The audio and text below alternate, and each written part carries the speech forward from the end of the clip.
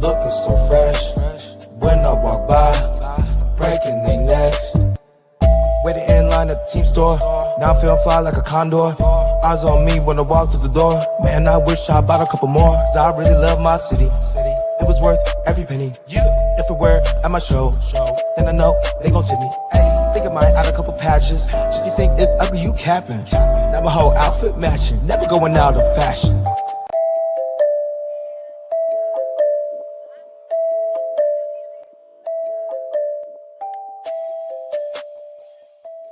What's going on, everybody? Welcome to Talking Friars. The Padres, they knock off the Braves. They took 2 out of 3. I did not do that show yesterday, the day that the Padres beat the Braves in the series finale because of work, but available today, so I did want to come on and talk. Before the Padres started that series with the Miami Marlins, I believe Ryan Weathers is on the mound, so that should be pretty interesting to see how the Padres do against the former Padre.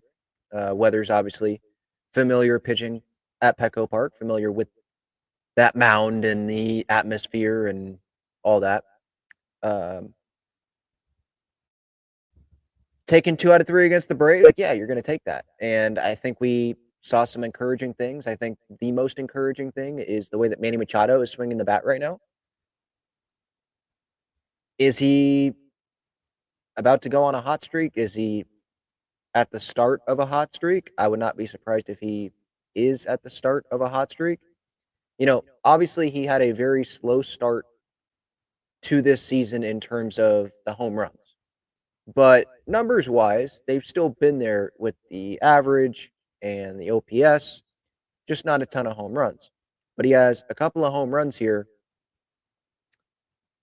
Was it a couple home runs in this series, I think, right? If I remember correctly. Yeah, because he homered in the first game, homered yesterday. So now he's up to 5. And I was talking about this on a previous show. Like, Manny is one of those guys that he can get hot pretty quick and he can really help carry a team. And he can hit, 5, 6 homers in a week. That's the talent that he is when he's going well. So, I could totally see it with the opponents that the Padres have, Marlins and the Pirates. He had 2 homers there in that series. I could see him have like a 5-homer week. I think that's doable for sure. And, numbers would tell you that when Manny goes, the Padres go. So if Manny's going to be going here, then that's going to be some pretty good news for the Padres as a team overall. I did want to go through his game logs recently. So, he had an amazing series against the Braves. 2 hits in every game, scored a run in the first game on his homer, 2 runs scored in yesterday's game, an RBI in all of those games. Obviously, before then, yeah, there was a little bit of a cold stretch. Because I'm not going to say slump, because if you go look at the game log, it's not very many games. But a stretch of where he went 0 for in 4 consecutive games, and the Padres lost all of those games. Manny's one of the Padres' best players, and so he knows he's going to have to step up. And, this Padres team, we think that they could be a World Series contender. Part of that, if you do think that, it's because of Manny Machado and him being healthy and him performing. If he's not able to do that, then the World Series hopes, or, us thinking that maybe this team could be a World Series team, yeah, the odds are going to be not in the Padres' favor. They're going to be slimmer for sure. So, Manny, that was the big takeaway, the big positive for me in this series. Having that Oppo homer, I don't know what the right fielder was doing, if he was just playing around, but he had no shot at that. He was facing home plate and then turns around as the ball's in the stands. But yeah, Manny with the homer in the first game of the series. Obviously, that one was big because it ended up being the game-winning home run to make it 2-1 there in the top of the ninth.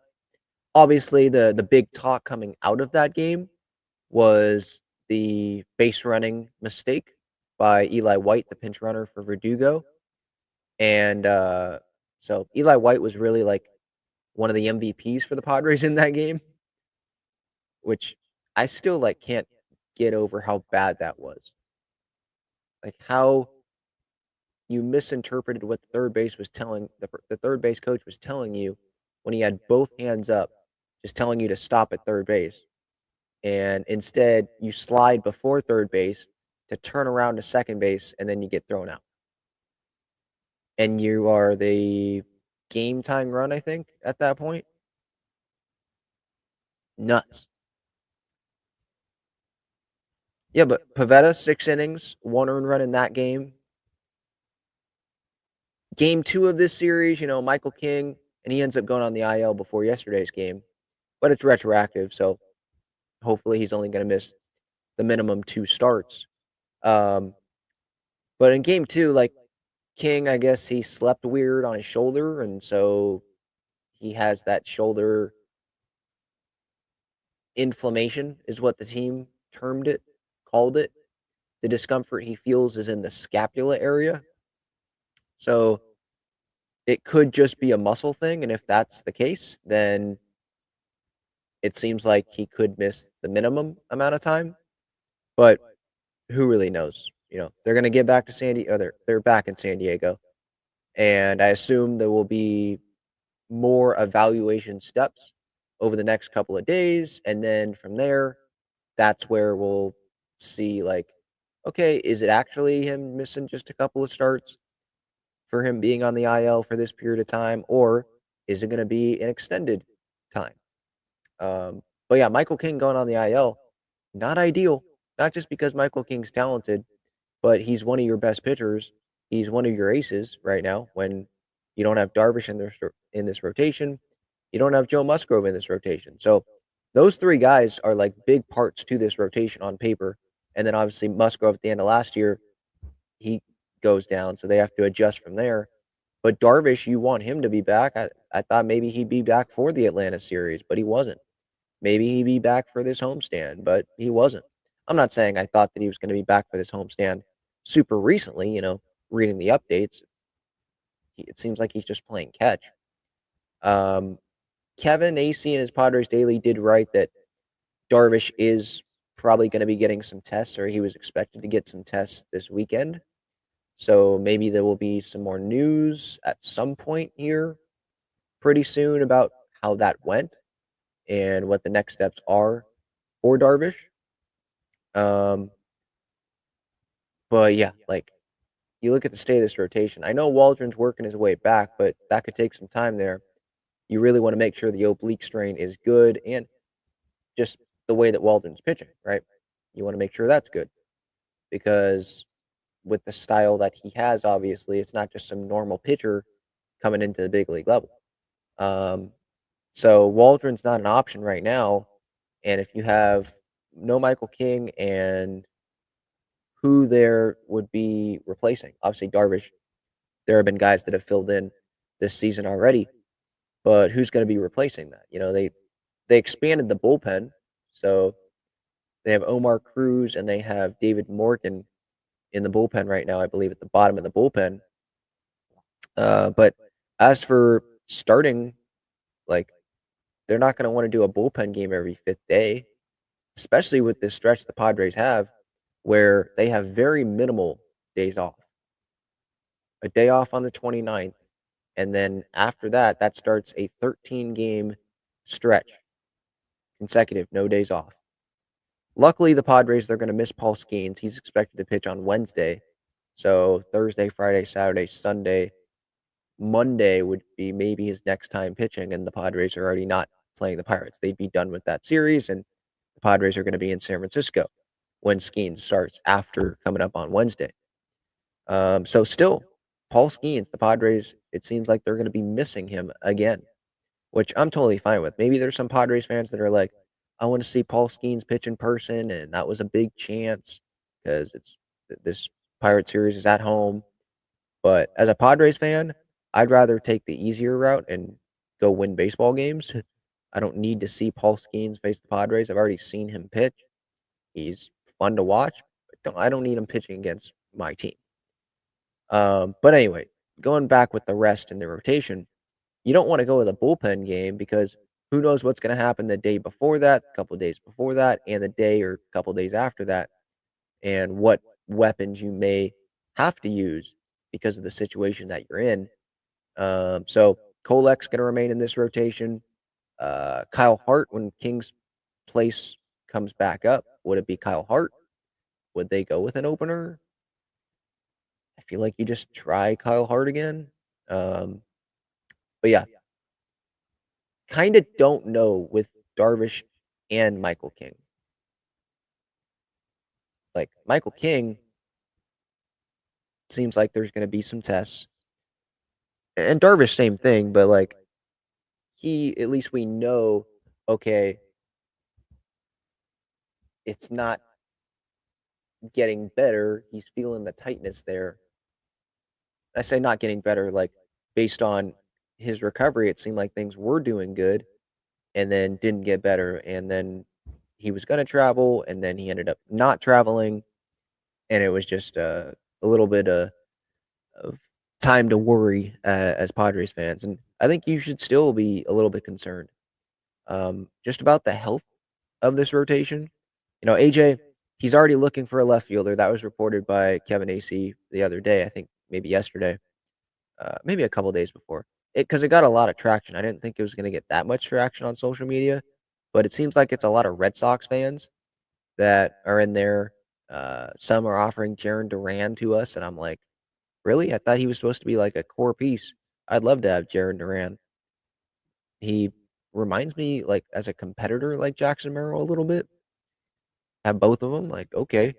But maybe the Padres would have to take a contract. I mean, they'd also obviously have to deal a big time prospect. And do you want to do that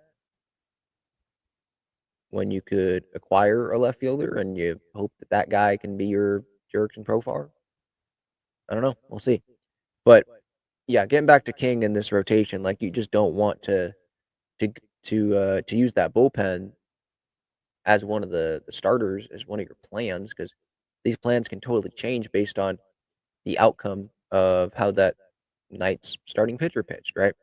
And the Padres, they're in the midst here after this day off after the Marlins series of 13 consecutive games, and then a day off, and then 13 more consecutive games. And oh, by the way, the teams that they play include the Giants, the Dodgers, twice, 7 games total, the D-backs, and the Royals. Like those are good teams. Those are teams that are trying to win this year. So yeah, you never want Darvish to be hurt. You never want Michael King to be hurt. But actually not but you really don't want them to be hurt now in this stretch because you don't have those extra days off to kind of, I was about to say soak it, but you get what I'm saying, like milk it, I guess, like try to delay it and kick it back as far as possible. Not many days off here. You got to have these guys go. So that was the news, at least like transaction wise, because Hayward went on the IL with the oblique, but I don't think that's that big of a deal. I don't think Padre fans are missing Jason Hayward in the lineup. So that's that. In yesterday's series finale, I did like the comeback. Sure they had a 1-0 lead, but then Atlanta punches back. Atlanta takes a 2-1 lead, 3-1 lead on a wild pitch. But then Gavin Sheets, like where would the Padres be without Gavin Sheets? I know I've said that multiple times, but holy cow, like this guy, he I think he's really enjoying playing on a contender, obviously, and I think that helps. I think it can be really easy to get down in the dumps if you're playing on a really bad team like the White Sox were and still are. Shocker, not. But him coming to a contender, and I know I think it was on a minor league deal, but he got to work with Victor Rodriguez and just kind of trust his swing instead of maybe with the White Sox, he was thinking too much about what he was going to be doing. But now he's hitting off of some of the nastier lefties in the league, like Chris Sale. Sorry. Yesterday was Schwellenbach. That was a righty. But still, like, Schwellenbach's nasty, and so it's impressive what he's doing. It was a pitch low that he took out as well. So he deserves that everyday playing time. He doesn't deserve to be, or he shouldn't be playing left field every day. I'll tell you that. Um, you can have Brandon Lockridge go out there, but he should be DHing. And then when he's not DHing, then I guess that's one of the days that you're going to sacrifice maybe some defense to have that bat in the order. Um, but yeah, Crony with that homer, go ahead homer, made it 4-3 there in the seventh. Good to see him get on one. Feels like it's been a while. I could totally be blanking, but he got his fourth on the season. Let me double check that. When was his last homer before the other day?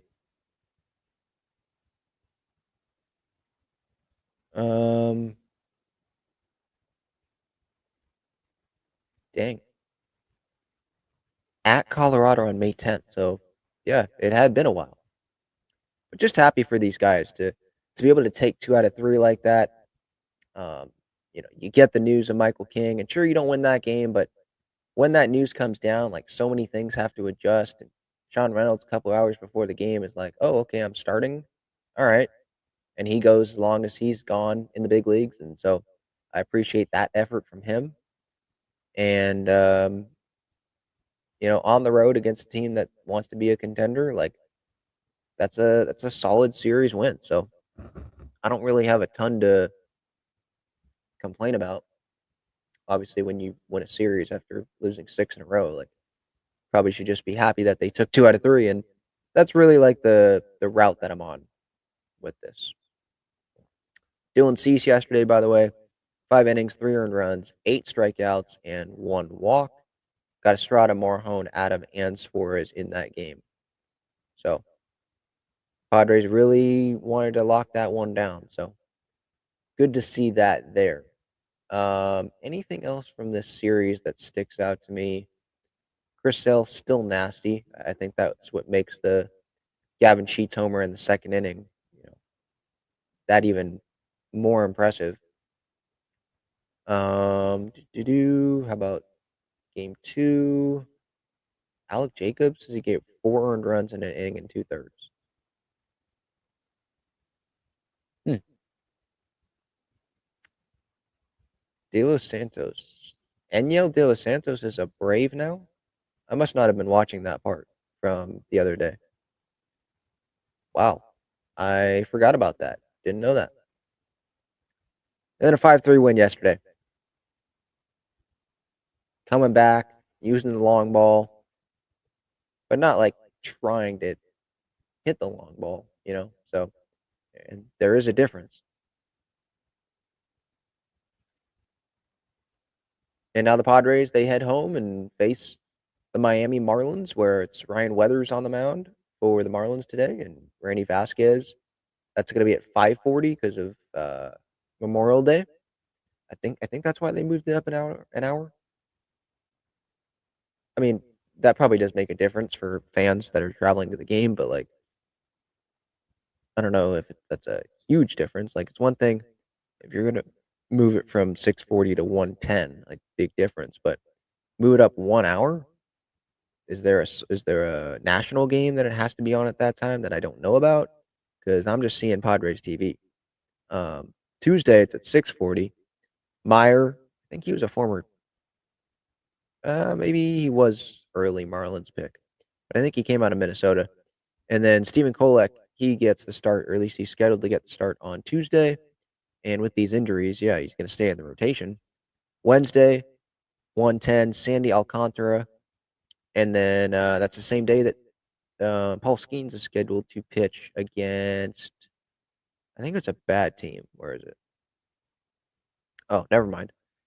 Wow, that should be a really spicy matchup. Paul Skeens for the Pirates and Zach Gallen for the D-backs. That one's going to be on Wednesday. Interesting. But yep, got 3 against the Marlins. How bad are the Marlins this year? Do 21-30, last place in the NL East, 12 games back. They're not as bad as the Pirates though, 19-35, and so the Padres, they face the worst team in the NL East, the worst team in the NL Central, um, and we're at home. Like, yeah, let's go take advantage of that for sure. All right, I didn't want this to be too long, because I wasn't able to watch a ton of the series anyway with work, but happy to get to the chat for sure. Raw content says Pods getting their S together. Yeah, offensively, they're they're producing the results. So, yeah, for sure. Doomslayer, how many years left in the Yu Darvish deal?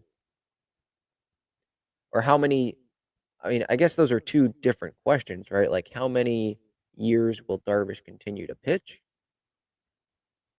And we don't know like when he's coming back, if he's coming back. So, it's kind of hard to like totally get into it.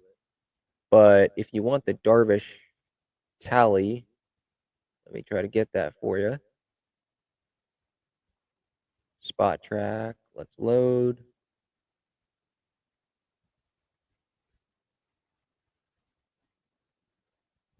Here we go. He's got 3 more years with the Padres, age 39, 40, 41 seasons, getting paid at least 15 mil a year, at least annually on the payroll. And this year it's at 21 mil, and it goes down to 16 and then 15 the last couple of years on that deal.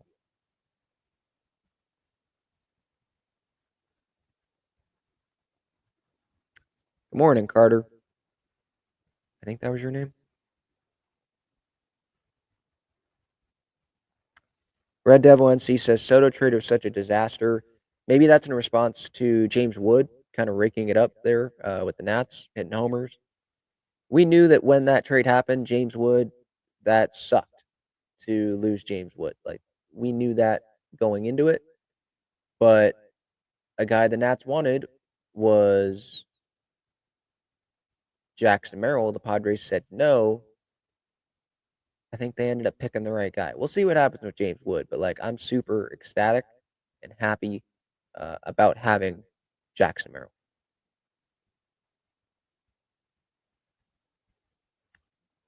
And I would still make. I don't know what Soto trade you're talking about. Are you talking about the one to the Yankees or the one from the Nats? Either one. Like, I still would do it again, considering the Padres situation when they traded Soto. Like, that's understandable.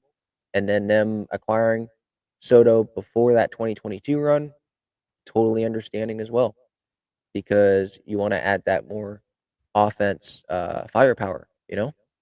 So, yeah. By the way, shout out to the great partners of this show, Gaglione Bros, Famous Cheesesteaks, and Garlic Fries. Their main location is on Friars Road. You can check them out there, or they're at Petco Park and they're inside Snapdragon Stadium. Expanded menu is at their main location, but at Snap and at Petco, you've got the cheesesteak fries, the cheesesteaks, garlic fries, cheese fries, some staples there. And there's usually some long lines, so I recommend you getting there a little bit earlier. I am seeing in the chat, yeah, Alec Jacob went to El Paso. What was the other transaction? Oh, Hayward, right? And Campy got called up. Not super surprising. I still would like to see the Padres try Campy in left field. Like, why not? Because if you want, I mean, Gavin Sheets is having a really good year for like our expectations going in. Why would you want to mess with that by having him go play the field in some of these games? How about you try it with Campy? If it doesn't work, well, it's not like it was totally working in the first place anyway. So I'd rather just roll with Gavin Sheets as the DH, if I'm being honest. Um, so yeah. But continuing talking about the great partners of this show, freestylecutandstitch.com. I had a couple customized jerseys for San Diego Wave the other day, so that was pretty cool to rock at the snap. But yeah, shout out to them. Shout out to Sean over there at Freestyle Cut and Stitch making that happen. If you want customized jerseys, hit them up. Go to the website. You can make requests. There's also a lot of products, mainly Padres basketball jerseys that are up on the site. So if you want to combine like Jackson Merrill, your favorite player, and the '98 team, like there's something for that too. So uh, please check it out. It's way cheaper than MLB team store jerseys or something like that, and it can show off. You can show off your personality when you wear it. So it's I think it's fan friendly for sure with the price, and then it's different and it's cool. Padres players love those basketball jerseys. Breaking Tea, they've got Padres and Aztec shirts and sweatshirts. I believe they through midnight tonight, or maybe that was last night. I think it's through tonight. 15% off on Breaking Tea, and I think they automatically apply the code. So you can click the link in the description for that. They drop Padres stuff pretty consistently on that site, so keep a lookout for that. And then SeatGeek code Talking Friars, you will get $20 off your first order when you sign up with your email. And by the way, it's the same code that is Talking Friars for 10% off any future freestyle cut and stitch orders that you make. All right. Going to the chat here. I know it's Veterans Day, holiday, morning. I wasn't expecting a ton of people to be joining anyway, but I do appreciate those that are taking the time to join the chat, join the conversation. Next Gen Break says, I want AJ to make the right decision by the deadline compared with the 2023 deadline. Watching every game and going to multiple home games, I knew the Padres would miss the playoffs. Yeah, we all want AJ to make the right decision by the deadline. And in 2023, what happened? Kept Snell, kept Tater, and wanted to write it out, and you end up getting nothing for them really, like in return, you know. And you could have got, I think, some significant players that can help you right now, or maybe next year. But the Padres decided to not go in that direction. As for the rest of that comment, you knew the Padres would miss the playoffs, going to 2023 games. I think if you're going to this year's games, I think you have a different feel. So hopefully you don't have that same feel about this year's team. And what a weekend for San Diego sports, huh? SDFC beating LA Galaxy, in the final minutes, literally, of that match on the Chucky header, the assist from Dreyer, and then San Diego Wave dropping 5 goals last night against North Carolina and former Wave player Jaden Shaw. So that was awesome to be there for that. And then the Padres taking the series against the Braves, and then hopefully they keep taking series, keep stacking wins against these not great teams. That would be tremendous.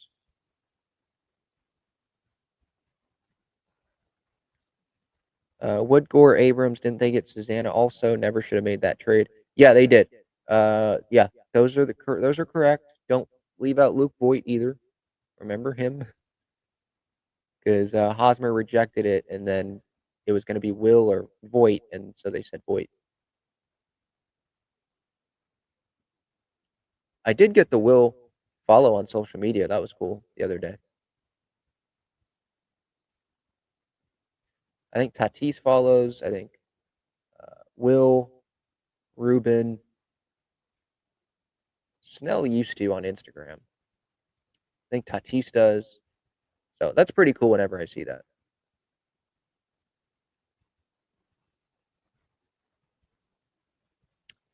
Devin asked, what left fielder do you want, Ben? That's an interesting question. Kevin, obviously, I think I mentioned this earlier in the show about how the Padres, they've started, seeing what's out there, trying to upgrade that left field spot. Let me actually pull up the exact wording here. Again, it was a lot of people with a lot of Red Sox fans that were replying about it.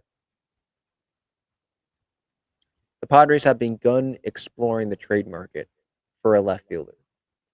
Um, the name that comes to mind, like Red Sox fans were throwing out Jaron Duran. I have a hard time thinking that that's going to actually happen. Um, Yoshida, I'm not very interested in. Like, it, why don't the Red Sox want to play him in the field?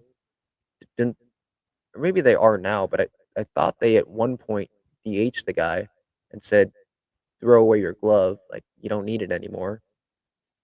Um, Taylor Ward, I think, is the name that immediately comes to mind over there with the Angels.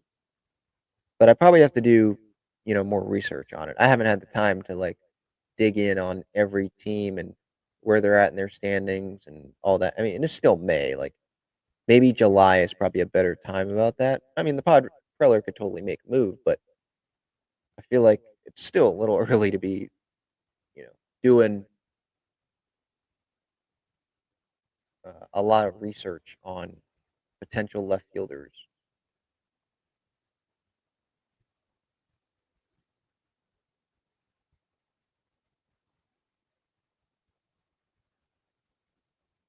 Devin says, I hear a lot of inquiries about Taylor Ward, Luis Robert Jr., and Cedric Mullins.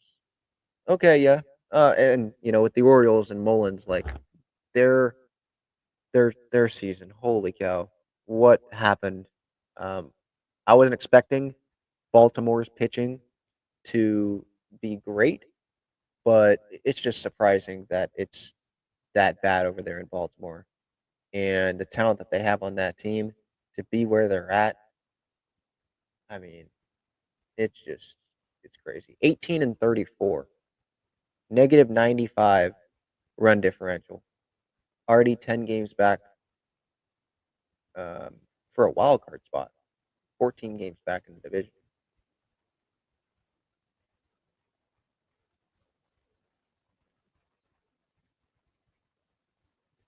Mason McCoy's on a rehab assignment.